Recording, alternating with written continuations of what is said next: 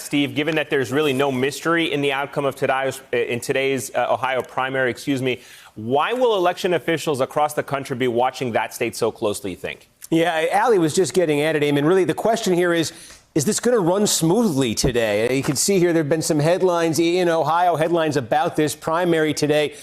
Questions about, is everybody who requested a ballot, who signed up and said, send me a ballot, are they going to get it? There have been some issues with mail slowing down in some parts of Ohio, some parts of the country during this pandemic. Is that going to affect people getting these ballots? So we want to see if this thing runs smoothly. Of course, states like Ohio have some history with mail-in voting. But as Allie was saying, the scale of this is totally different right now in terms of the number of ballots that are going to be coming in, the number of ballots they need to process. And again, amidst a pandemic. And again, the broader question, why everybody wants to know if this is going to run smoothly, is that question of how much of this are states going to need to do in November. And what you can see here is a map of the country. The states that are in gold here, yellow, whatever it looks like on your screen, these are the states that already do mail-in voting. They already have mail elections in these states. But it's the states that are in purple that are really the question mark here. These are the states that allow what's known as no excuse absentee voting. And that means basically that folks this fall can say, hey,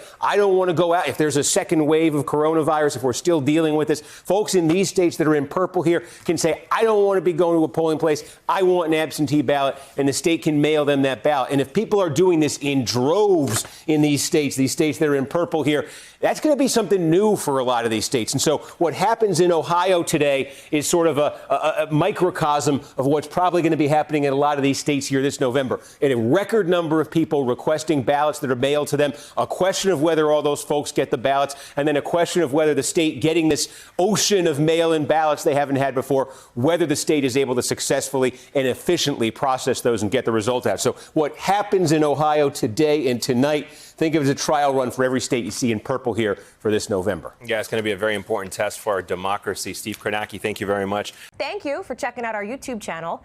Why don't you subscribe? It's really easy. Just click on that button down there. And for more news from MSNBC, click on any of these videos here for the latest interviews and highlights. You can get more videos from MSNBC with our newsletters. Head over to msnbc.com/newsletters to sign up.